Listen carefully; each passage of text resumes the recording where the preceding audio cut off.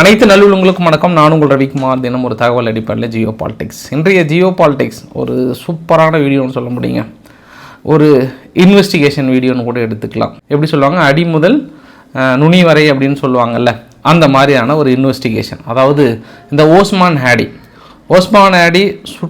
யாரால் சுட்டு கொல்லப்பட்டார், அதுக்கப்புறம் என்ன நிகழ்ந்தது, அவன் எங்கே எஸ்கேப் ஆனான், ஒருவேளை இந்தியாவில் ராதா அவனுக்கு பாதுகாப்பு கொடுக்குறாங்க அப்படின்ற மாதிரிலாம் ஏன் பேசுகிறாங்க, ஏன் அவன் கைது பண்ண முடியல, ஒருவேளை சிஏவாக இருக்குமா, இல்லை இந்தியா தான் பின்புலமாக இருக்கா, அது குறிப்பாக அங்கே பங்களாதேஷில் இருக்கக்கூடிய ஜோம்பிஸ் கூட்டம். ஏன்னா அது நம்ம ஜோம்பிஸ் கூட்டம் தான் சொல்ல முடியும். வழக்கமாக நம்ம பாகிஸ்தான் அணுகுண்டு பாய்ஸ்ன்னு சொல்லுவோம், அங்கே ஆப்கானிஸ்தானை செல்ஃபி பாய்ஸ்ன்னு சொல்லுவோம். இது ஜோம்பிஸ் பாய்ஸ், வேறு வழியே இல்லை. அது ஜோம்பி கூட்டம் மாதிரி தான்.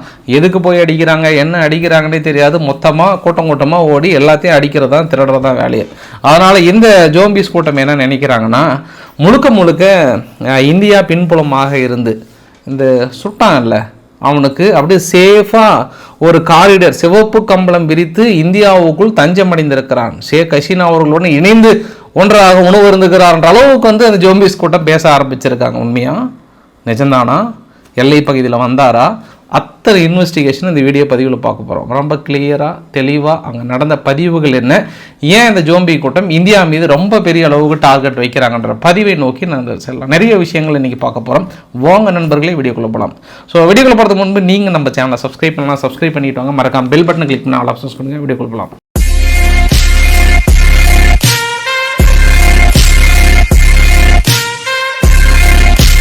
இந்த ஓஸ்மான் ஹேடி டிசம்பர் 14 சுட்டாங்க. சுடும்போது நடந்த நிகழ்வுக்கு முன்பு இப்போ நடந்த நிகழ்வு என்னன்னு பார்த்துடலாம். அதற்கு முன்பு ஒரு சில எக்ஸ்தல பதிவுகள். ஏன்னா இன்றைக்கி கூட்டத்தை பார்க்க முடிஞ்சது. இந்த ஓஸ்மான் ஹேடியோட இறுதி சடங்கு நடைபெற்றது.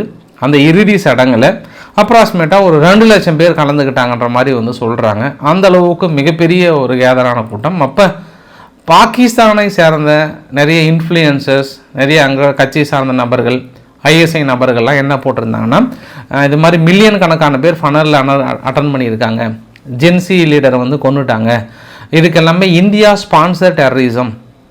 குறிப்பாக பாகிஸ்தான், பங்களாதேஷ், ஆஸ்திரேலியா, கனடா எல்லா நாட்டுக்கும் இந்தியா டெரரிசம் ஸ்பான்சர் பண்ணியிருக்காங்க. அதுக்கான விளைவுகளை சந்திப்பாங்க. அதுவும் ஒரு சிலர்லாம் பாகிஸ்தானை சேர்ந்த நபர்கள்லாம் இந்தியா உங்கள் வால்யூமை லவுட் பண்ணி வைங்க, கொஞ்சம் திருப்பி வைங்க, கண்டிப்பாக உங்கள் பக்கம் வரும்ன்றாங்க. அங்கே இருக்கக்கூடிய ஜோம்பி கூட்டங்கள் என்ன சொல்ல வராங்க அப்படின்னா, நாங்கள் 7 சிஸ்டர் ஸ்டேட்டை பிடிச்சிட்டு தான் அடுத்து எங்களோட செலிப்ரேஷன் விஜய் திவா செலிப்ரேஷனாக இருக்குன்ற மாதிரிலாம் சொல்ல ஆரம்பிச்சிட்டாங்க. அவங்க சொல்கிற அந்த 7 ஸ்டேட் பங்களாதேஷை விட 1.8% அதிகம், சர்வசாதாரணமாக பிடிச்சிருவோன்னு சொல்கிறாங்க. இந்த இறுதி ஊர்வலத்தில் குறிப்பாக அல்கொய்தானுடைய முக்கிய ஒரு தலைமை பொறுப்பில் இருக்கக்கூடிய ஒரு ஜிகாதிஸ்ட், நான் நேற்று சொன்ன அதே நபர் தான், ஜாஸ்முதீன் ரஹ்மானியும் கலந்துக்கிறான். அவன் யார் அப்படின்னா, 2013 2014 ஒரு மர்டர் கேஸுக்கு உள்ளே போனவன். அது இல்லாமல் இந்தியாவுக்கு எதிராக பல தாக்கல் நடத்த திட்டனவன், வெடிகுண்டோட மாட்டினவன், அது மாதிரி நிறைய விஷயங்கள் சொன்னால் அவனுமே இருந்தான்.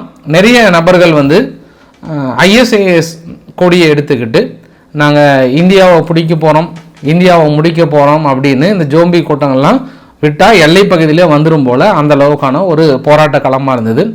இன்னும் இறுதி ஃபனல் முடியும் போது என்னாச்சுன்னா, ஒரு கூட்டம் திடீர்னு அந்த பார்லிமெண்ட்டுக்குள்ளே நுழைய ஆரம்பிச்சிருச்சு. அங்கே இருக்கக்கூடிய இராணுவத்துக்கு தூக்கி வாரி போட்டிருக்கு. டே இங்கே எங்கடா வரைங்க, இருக்கிறது ஒன்று தாண்டா மிச்சம் இருக்குது, நீங்கள் கொளுத்தாத இடம் இது ஒன்று தாண்டா, இதையாவது விட்டு வைக்கலான்னு கெஞ்சிருப்பாங்க போல். கடைசியில் எல்லாம் சுற்றி வளைச்சி ஒலிபெருக்கியில் அனௌன்ஸ் பண்ணி, யாராவது உள்ளே வந்தீங்கன்னா முடிச்சிடும், இதுதான் இறுதி வச்சிருக்குன்னு கொஞ்சம் பதவி இருப்பாங்க. ஏன்னா அந்த ஜோம்பி கொண்டு எந்த நேரத்தில் உள்ள நுழைஞ்சி இறுதி அது ஒன்று தாங்க இருக்குது. அவங்க எரிக்காதது கொளுத்தாது, அது ஒன்று தான் இருக்குது. அதையாவது ஏன்டா கொஞ்சம் விட்டு வைக்கிறான்ற மாதிரி கடைசியில் கெஞ்சி கூத்தாடி அப்படியே இந்த பக்கம் வந்திருக்காங்க. சரி, இவங்க எல்லாம் சொல்லப்படுகிற விஷயம் என்னென்னா, பார்லிமெண்ட் அவங்க சூறையாட போனதற்கான காரணம் என்னென்னா, எங்களுக்கு ஷரியத் சட்டம் இமீடியட்டாக கொண்டு வாங்கன்றாங்க. இது மாதிரிலாம் டிலேலாம் பண்ணக்கூடாது, ஷரியத் சட்டத்தை கொண்டு வரீங்களா இல்லையா அப்படின்ற மாதிரிலாம் கேட்குறாங்க. ஷரியத் சட்டம் கொண்டு வந்தாங்க அப்படின்றதையும் தாண்டி அப்படின்னா அங்கே இருக்கக்கூடிய இந்துக்களோட நிலைமை என்ன, நேற்று காவல்துறை திப்பு சந்திரதாஸ், அது இல்லாமல் இன்னொரு நபரை கைது பண்ணுறாங்க. அவங்க காவல்துறை கிட்ட போயிட்டு, அவர் இந்து தான், அவர் உயிர் பிச்சை கேட்குறார், என்னை காப்பாற்றுங்க இவனுக்கிட்டேருந்து அப்படின்னு கேட்குறார். காவல்துறை கஸ்டடியில் இருக்கக்கூடிய நபர் அரை மணி நேரத்துக்கு அப்புறம் அவனை ஒட்டுமொத்த குழுவும் உள்ளே வந்து தரன்னு இழுத்துட்டு போயிட்டு, அந்த வீடியோ பதிவு உங்களுக்கு நான் எதில் போட்டிருக்கேன், டெலகிராமில் போட்டிருக்கேன். போய் பார்த்தீங்கன்னா தெரியும். நான் ரொம்ப எக்ஸ்பிளைன் பண்ண விரும்பல, ஏன்னா ரொம்ப டீட்டெயிலாக சொன்னால் எனக்கு வேறு அப்படி ஹோல்ட் பண்ணி வைக்கிறேன் நான். நீங்கள் புரிஞ்சிருப்பீங்க அது. ஏன்னா அந்தளவுக்கு நம்ம ஒரு விரும்பத்தகாத ஒரு மோசமான செயல்களை செஞ்சாங்க. அதற்கு தான் இன்று என்ன சொல்கிறாங்கன்னா, அவங்களுடைய காவல்துறையை வந்து நாங்கள் 7 பேர்த்தை வந்து கைது பண்ணியிருக்கோம். இந்த சம்பவத்துக்கு சம்பந்தமான நபர்கள் வந்து மிக முக்கிய 7 நபர்களை கைது பண்ணியிருக்கோன்றாங்க. அப்போ இந்த சம்பவத்துக்கு மிக முக்கிய நபர்களை கைது பண்ணால் காவல்துறை தான் நீங்கள் கைது பண்ணியிருக்கணும். காவல்துறையோட கட்டுப்பாட்டில் ஜெயிலுக்குள்ளே இருந்த ஒரு நபரை அடித்து தூக்குறாங்க அப்படின்னாங்கன்னா அப்போ காவல்துறை என்ன எங்கே போனாங்க? ஒன்று. இரண்டாவது, ஒரு பெரிய குழுவே இருந்தது, 7 பேர் இல்லை, ஒரு 100 பேர் சேர்ந்த குழு அடித்து தொங்க விடுறாங்க. அப்படின்னும் போது இந்த மாதிரி ஒரு மோசமான நிகழ்வு உலகத்தில் வேறு எங்கேயுமே பார்க்க முடியாது. ஜோம்பி கூட்டங்களை விட மோசமான வரையறுக்கத்தகாத ஒரு கூட்டங்கள் இது. அந்த அளவுக்கு இந்துக்கள் மீது வெறுப்பு மனநிலை. இன்னும் கூட ஒரு பங்களாதேஷில் ஒரு ரிக்ஷா ஓட்டுநர் இந்துன்னு தெரிஞ்சதுக்கப்புறம் வந்து இவன் உளவு தகவல் கொடுத்துருப்பானா, ஒரு வேலையும் வந்து இந்தியாவுக்கு ஸ்பை வேலை பார்ப்பானான்னு அவனை போட்டு அடிச்சு, அதுக்கப்புறம் ஓடி வந்து காவல்துறை மீட்டு, இராணுவம் மீட்டு, அதுக்கப்புறம் கொண்டு போயிருக்காங்க. அவனும் பரிதாபத்துக்குரிய நிலைமை தான். யார் எங்கே பேசலனாலும் 6 நாளைக்கு முன் கனடானுடைய பார்லிமெண்ட்டில் மெலிசா லாட்ஸ்மேன் அப்படின்றவங்க பங்களாதேஷில் இருக்கக்கூடிய மைனாரிட்டியான இந்துக்களோட நிலைமை வந்து ரொம்ப மோசமாக இருக்குது அப்படின்றத பேசியிருக்கிறார். அது ஒரு ஆறுதல் தகுந்த விஷயந்தான். ஆனால் இருந்தாலும் இந்துக்களோட நிலைமை பங்களாதேஷில் ரொம்ப ரொம்ப கவலைக்கிடமாக இருக்கிறது என்பது நம்ம அழுத்தம் திருத்தமாக சொல்ல முடியும். அங்கே இருக்கக்கூடிய சூழ்நிலை அப்படி தான் இருக்குது.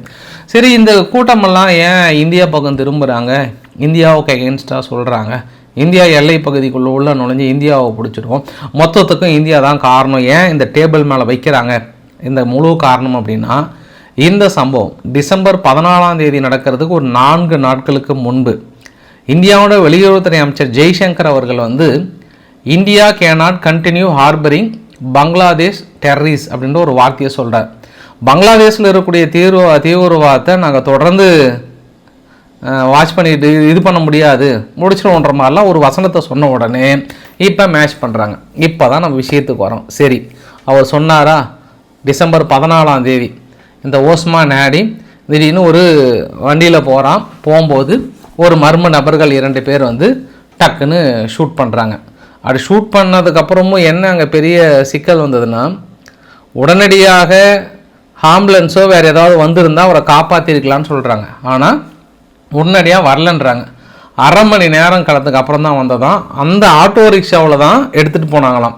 மேபி இந்த டிலேவாக கூட இருக்குமா அப்படின்ற ஒரு காரணத்தை வைத்தாங்க. நான் உங்களுக்கு இந்த நியூஸை காட்டுறேன். நான் இது டிசம்பர் 14ஆம் தேதி போலீஸ் யாரை சஸ்பெக்ட் பண்ணுறாங்க அப்படின்னாங்கன்னா ஃபைசல் கரீம் மொசாத். இந்த ஃபைசல் கரீம் மொசாத் தான் இதுக்கு முக்கிய காரணமாக இருக்காங்கன்றாங்க. சரி, யார் இவன் அப்படின்னு பார்த்தோம்னா, இவன் அவாமி லீக்கோட மாணவர் அமைப்பு தலைவராக இருந்திருக்கான். ஆனால் 2019 மாணவர் அமைப்பு தலைவராக இருக்கவன் கொஞ்சம் விரும்பத்தகாத செயலாக இருக்கிறதுனால தடை விதிக்கிறாங்க. தடை விதிக்கிறதுக்கான காரணமும் என்ன அப்படின்னா, 2019 அப்புறம் இன்னொரு இன்சிடென்ட் நடந்தது. ஒரு 2-3 வருஷத்துக்கு அப்புறம் என்னாச்சுன்னா, போன வருஷம் ஒரு திருட்டு வழக்கு ஒன்று, பெரிய ஒரு திருட்டு வழக்கு, இவனை கைது பண்ணுறாங்க. இவனை கைது பண்ணும்போது அவன் வீட்டில் அவங்ககிட்ட 2 பிஸ்டல் துப்பாக்கி இருக்குது, நிறைய அவங்ககிட்ட இருக்கக்கூடிய எவிடன்ஸ்லாம் எடுக்கிறாங்க. எவிடன்ஸ்லாம் எடுத்ததுக்கப்புறம் நடந்தது ஆகஸ்ட் மாதத்துக்கு அப்புறம் செப்டம்பர் மாதம் அவனுக்கு ஜாமீன் கொடுக்குறாங்க. ரீசெண்டாக நவம்பர் மாதம் கூட அவனுக்கு இறுதி ஜாமீன் வந்து கொடுத்தாங்க. அப்போ ஏற்கனவே காவல்துறைக்குள்ளே போயிட்டு அவன் ஜாமீன் வாங்கிட்டு வெளியே வந்த ஒரு ஆள். சரி, யூனிஸ் அரசாங்கம் இந்த மாதிரி ஆளுங்களை வெளியிடுறது கைவந்த கலை இல்லையா? சரி, அதை விட்டுடலாம், அது ஒரு சாப்டர் அப்படி வச்சுக்கோங்க. இன்னொரு சாப்டர் என்னென்னா, ஓஸ்மான் ஹேடியும் இவனும் நெருங்கிய நண்பர்களாக இருந்திருக்காங்க. எப்போ அப்படின்னா, மாணவர் அமைப்பு 2019க்கு முன்பு வந்து ஓஸ்மான் ஹேடியும் இவனும் வந்து ஒரே கட்டமைப்பில் ஒரே ஒரு பயிற்சி பட்டறையில் வளர்ந்தவங்க தான். அந்த அமைப்பு பேர் கூட ஒன்று சொன்னாங்க, அது பேர் இன்குலாபாத்னு சொல்கிறேன்னு நினைக்கிறேன். ஐ திங்க் இன்குலாபாத்னு சொல்லிட்டு அந்த இதுக்கு 2 பேரும் ஒன்றா பயணித்தவங்க தான். ஒன்றா பயணித்ததில் இவன் இந்த சுட்டு கொண்டான் இல்லையா, இவன் அவாமி லீக்கில் இருக்கிறனால இவன் இந்த பக்கம் வரான். அவன் என்ன பண்ணுறான், அந்த பக்கம் போகிறான். அதாவது இவங்களுக்கு எதிரான டீம் போகிறான். எதிரான டீம் போயிட்டு மாணவர் அமைப்புன்னு தனியாக ஒன்று உருவாக்கி இந்த ஷேக் ஹசீனா அவர்களுக்கு எதிராக போராட்டம் பண்ணி ஒரு பெரிய பொறுப்புக்கு வந்து நிற்கிறான். ஆனால் இவன் யார்? திருட்டு பையனாக இருந்து இன்னும் டம்மி பீஸாக இருக்கிறான். இப்போ இவன் என்ன நினைக்கிறான்? நம்ம கூட தான் இருந்தான், நம்ம கூட படுத்து உறங்கணும், அவனும் நாமளும் ஒன்றா தான் ஒரு இயக்கத்தை தொடங்கணும். பட் இன்றைக்கி பார்த்தா வளர்ந்து நின்று அடுத்த விட்டால் ரொம்ப இளம் வயசுலே பிரதமரே ஆயிடுவான் போல அப்படின்ற ஒரு எண்ணம் வந்திருக்கும் அந்த இடத்துல. மேபி அது வெஞ்சன்ஸாக இருக்குமா, அது என்னன்னு தெரியாது. இது நிறைய பேர்த்துக்கு வந்து இருக்கும், நிறைய பேர் வெளிப்படையாக சொல்லுவாங்க. இந்த ஒரு சந்திப்பை நம்ம எப்படி எடுத்துக்கலாம்னா, இன்னொரு புகைப்படத்தை கூட காட்டுறேன். இந்த ஃபைசல் கரீம் முசாத் இருக்கான்ல, அவன் ஏற்கனவே வந்து ஜமாத்தி இஸ்லாமி கூடலாம் நிறைய புகைப்படம் எடுத்திருக்கான் அப்படின்னு சொல்கிறாங்க. சரி, இது அவனுக்குள்ள ஒரு பர்சனல் வெஞ்சன்ஸில் சுட்டானா, இல்லை அவாமி லீக் வந்து ஏற்கனவே ஷேக் ஹசீனா அவர்கள் இந்தியாவில் இருக்காங்க, அதனால் இவனுங்கிட்ட தொடர்பு கொண்டு ஏப்பா கொஞ்சம் எதாவது கொஞ்சம் பார்த்து பண்ணி விடுப்பா அப்படின்னு சொன்னாங்களா அப்படின்னு இன்னொரு ஆங்கிளில் பார்த்தோன்னா, 14ஆம் தேதி சம்பவம் நடக்குது, 18ஆம் தேதி எப்போ இந்த இன்சிடென்ட்லாம் அடித்து பிடிச்சி உடச்சி துவம்சம் பண்ணுறாங்கல்ல, அன்னைக்கு வந்து 2 பேர்த்த வந்து கைது பண்ணியிருக்காங்க. அந்த 2 பேர் என்ன, அதுவும் புகைப்படத்தில் காட்டுறேன் நான். இவங்க தான் அவங்க கூட சந்தேகப்படக்கூடிய நபர். ஒன்று வந்து பிலிப் செனல், அப்புறம் இன்னொருத்தன் அவனோட கூட்டாளி. சரி, யாரா இவனுங்க அப்படின்னு நம்ம பார்த்தோம்னா, இவனுங்க அந்த கூட இருந்தான்ல அந்த ஃபைசல், அவங்க கூட இருந்து துப்பாக்கி சூடு நடத்தினதுக்கப்புறம் இவனை எங்கேயாவது ஒரு வகையில் எல்லையில் நாடு கடத்துறதுக்கு திட்டமிட்ட நபர்கள். அது இல்லாமல் இவங்க இல்லீகலாக இவங்ககிட்ட போயிட்டு ஒரு 5000 10,000 பணம் கொடுத்தோம் அப்படின்னா அவனுக்கு இந்தியாவுக்குள்ளே போகணுமா வா அப்படின்னு சொல்லிட்டு அனுப்பி வச்சிருவானோ. அந்த அளவுக்கு ரொம்ப ஒரு முக்கியமான நபராக பங்களாதேஷுக்குள்ளார. அதனால் இவனை போயிட்டு ஃபஸ்ட்டு அவன் ஆஃபீஸுக்கெல்லாம் தட்டி தூக்கியிருக்காங்க 17ஆம் தேதி. என்னால் நோட் பண்ணணும். நம்ம இன்சிடென்ட் நடந்தது 14, இவங்க அப்படி இப்படின்னு கண்டுபிடிச்சது 16 17. இதில் இன்னொரு விஷயமும் உங்ககிட்ட சொல்லிடுறேன். காவல்துறை வந்து இந்த ஃபைசல் அவன் தான் காரணம் அப்படின்னு சொல்லிட்டு ஃபஸ்ட்டு வெளியிட்டாங்களான்னா வெளியில்லை. ஒரு இன்வெஸ்டிகேஷன் ஜேர்னல் பேப்பர், இப்போ நம்மள மாதிரி ஒரு யூடியூபர், இப்போ என்ன மாதிரி ஒரு யூடியூபரோ ஒரு பத்திரிகையாளரை என்ன பண்ணுறாங்கன்னா, அவங்க தான் ஃபஸ்ட்டு உள்ளே இறங்கி இவன் தான் சுட்டான் அப்படின்ற அடிப்படையில் ஒரு சில சிசிடிவிலாம் ஓடி போய் பிடிச்சி வெளியிட்டதுக்கப்புறம் 15ஆம் தேதி தான் காவல்துறையே வெளியிடுது இவன் தான் சுட்டான் அப்படின்ட்டு. நல்லா, இது வந்து ரொம்ப முக்கியமான விஷயம். 15ஆம் தேதி வெளியிட்டு 16 17 போய் இன்னொரு நபர்களை தூக்கி அந்த 2 பேர் நேற்று 18ஆம் தேதி போயிட்டு ஜட்ஜையா கிட்ட என்ன சொல்கிறாங்கன்னா, ஜட்ஜையா நாங்கள் தான் அவனை வந்து நாடு கடத்தின உதவணும், அவன் வந்து இப்போ இங்கே இல்லை, இந்தியாவோட எல்லை பகுதிக்கு அவனை அனுப்பி வச்சுட்டோன்னு சொல்ல. ஜெஜயா வந்து என்னடா சொல்கிற, நம்மளுக்கே ஷாக்கிங்காக இருக்கேன்னு சொல்ல. ஐயா இதை பற்றி நாங்கள் தீவிர விசாரிக்கணும் அப்படின்னு அங்கே இருக்கக்கூடிய காவல்துறை என்ன கேட்குறாங்கன்னா, ஒரு 7 நாள் கஸ்டடி கொடுத்தீங்கன்னா நான் சிறப்பாக விசாரிச்சிரோன்றாங்க. நீங்கள் கிழிச்சதெல்லாம் போதும், உங்களுக்கு 2 நாள் தான் ஒரு கஸ்டடின்னு சொல்ல.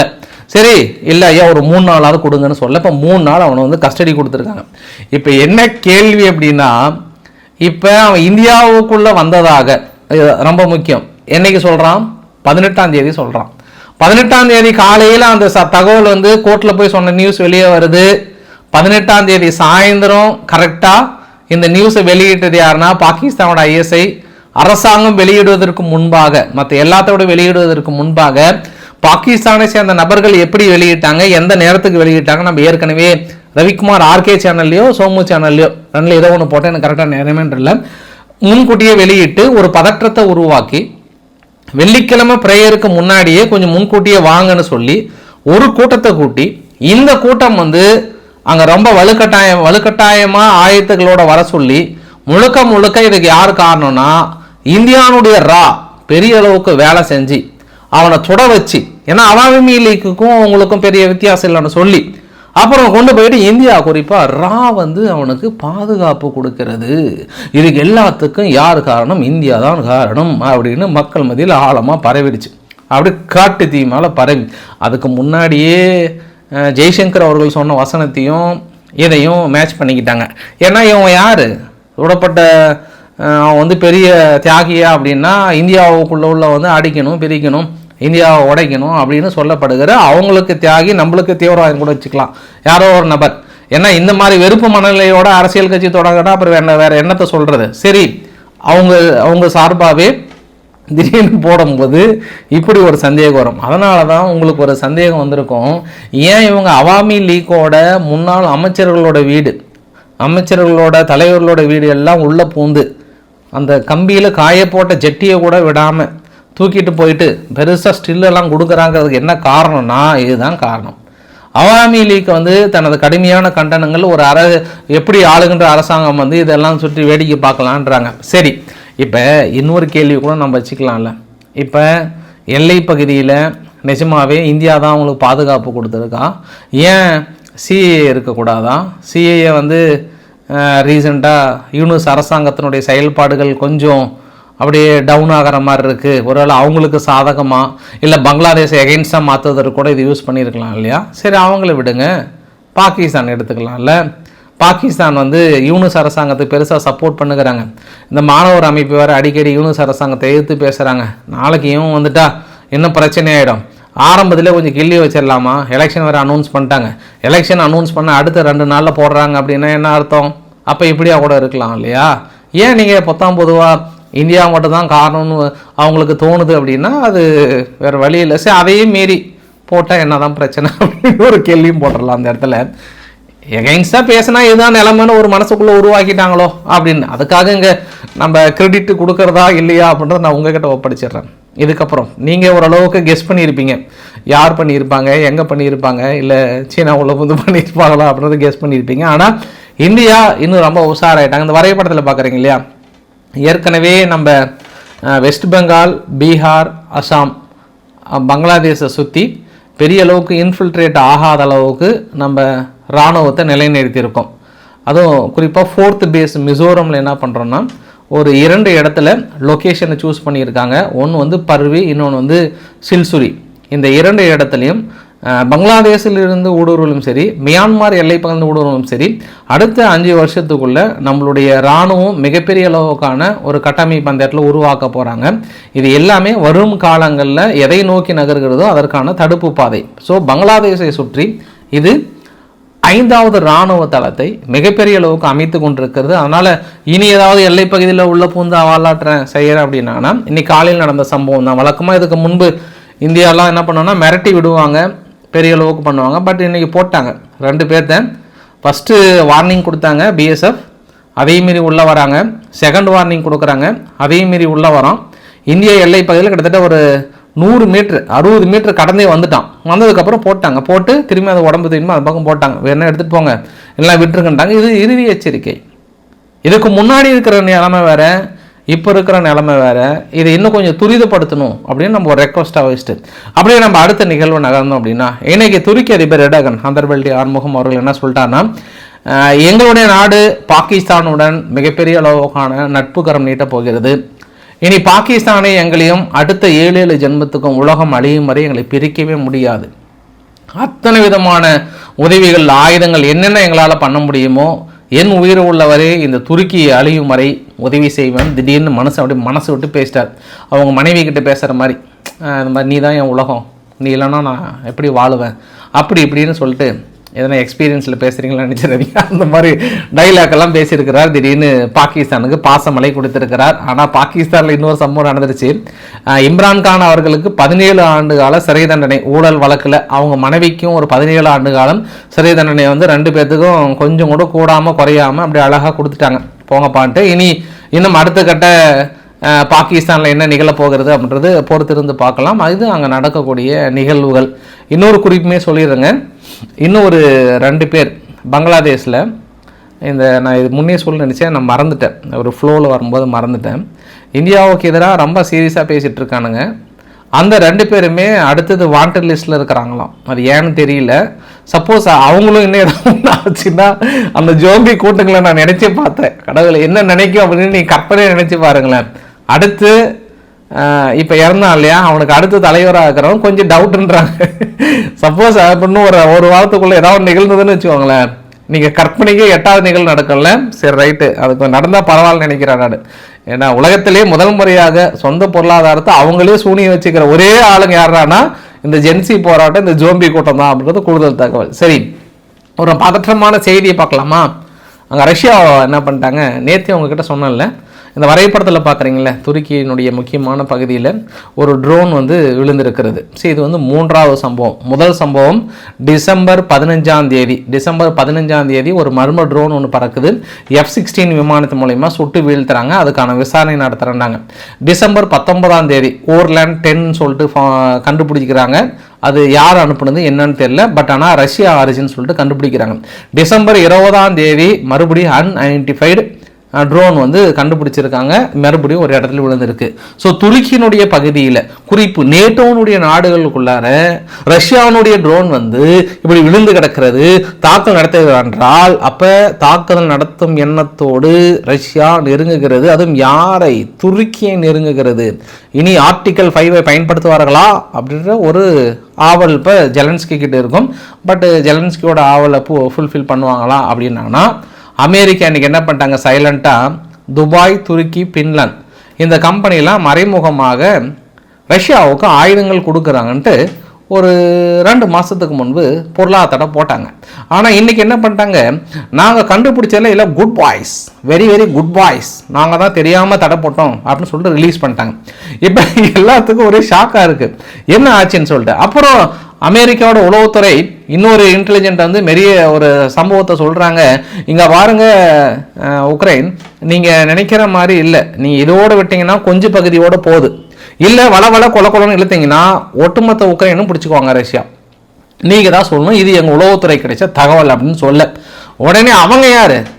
உக்ரைன் வந்து அவங்க உளவுத்துறை, அதை விட உளவுத்துறை புட்டன் அவர்கள் என்ன சொல்கிறாருன்னா, அண்ணே நான் இதை விட உங்களுக்கு ஒரு தகவல் சொல்லட்டுமா, 2027 முடிஞ்சு போச்சு, அந்த பால்டிக் கடல் பகுதி இருக்குல்ல, உங்கள் செல்ல பிள்ளைகள் லாட்வியா, லிதுவேனியா, எஸ்டோனியாவை பிடிக்க போகிறான்ட்டாங்க. லாட்வியாவை மட்டும் ஏதாவது தொட்டிங்கன்னா கெட்டீங்க, நீங்கள் கூடிய விரைவில் லாட்வியாவை போக போகிறோம், கால் இறங்க போகிறோம், அதையும் நீங்கள் நோட் பண்ணிக்கோங்க. அந்த 3 நாடு நான் பிடிக்க போகிறாங்கன்னு அவர் அதிர்ச்சி தகவலை சொல்ல. அதை விட எங்கள் ஜெர்மனி ஒரு அதிர்ச்சி தகவல், அடடே இதை ஏன் சொல்கிறீங்க பாருங்கள், எங்கள் பெலாரஸ்லேருந்து 3 லட்சம் வீரர்கள் அங்கே இருக்காங்கன்னு சொல்ல. அப்புறம் ஓடி வந்து இவங்க ஸ்வீடனுடைய டீம் அவங்க அடடே போலந்தை பிடிக்க போகிறான்னு அவங்க சொல்ல.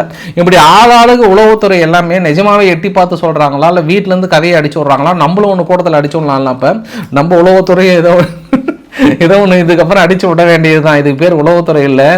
நீங்கள்லாம் இந்த 23ஆம் புலிகேசிக்கிட்ட ட்ரைனிங் எடுத்துக்கிட்டீங்கன்னு நம்ம நினைக்கிறோம். ஜெலன்ஸ்கி ஒரு வார்த்தை சொல்லிட்டார், எங்கள் நாட்டுக்குள்ளே தேர்தல் நடக்குது அப்படின்னா வெளிநாடுகளோட இன்ஃப்ளூயன்ஸ் இல்லாமல் நடக்கணும். குறிப்பாக நேற்று புடின் அவர்கள் என்ன சொல்லிட்டாருன்னா, நான் வேணால் மிலிட்ரி பாதுகாப்பு கொடுக்குறேன், எந்த அசம்பாவிதம் நடக்காத அளவுக்கு, முதல்ல தேர்தல் நடத்திட்டோம், அப்புறம் பேச்சுவார்த்தை நடத்தினா கூட தயாராக இருக்கணும்னு. அவங்க யார் எங்களுக்கு பாதுகாப்பு கொடுக்குறது, இல்லை யார் கொடுக்குறது எங்களுக்கு தெரியும் அப்படின்லாம் சொல்லியிருக்காங்க. இது அங்கே இருக்கக்கூடிய நிகழ்வுகள். வீடியோட இறுதி பதிவில் காசாவுக்குள்ளார, குறிப்பாக காசாவுக்குள்ளார ஒரு 113 பில்லியன் ப்ராஜெக்ட் சன்ரைஸ் அப்படின்னு சொல்லிட்டு ஒரு பெரிய ஒரு லக்ஸுரி டெஸ்டினேஷன் ப்ராஜெக்ட் வந்து காசாவுக்குள்ளே இம்ப்ளிமெண்ட் பண்ண போகிறாங்களாம்.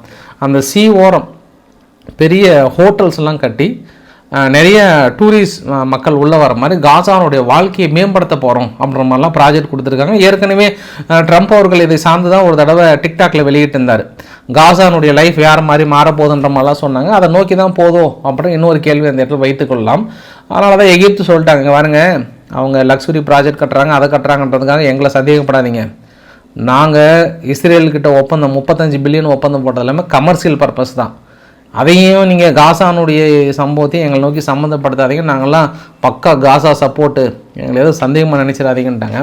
கொஞ்சம் 2-3 நாட்களாக இந்த கம்போடியா, தாய்லாந்து விஷயத்தை நான் பேசாதனால அங்கே சண்டை இல்லைன்னு நினச்சிக்காதீங்க, பார்த்துக்கோங்க.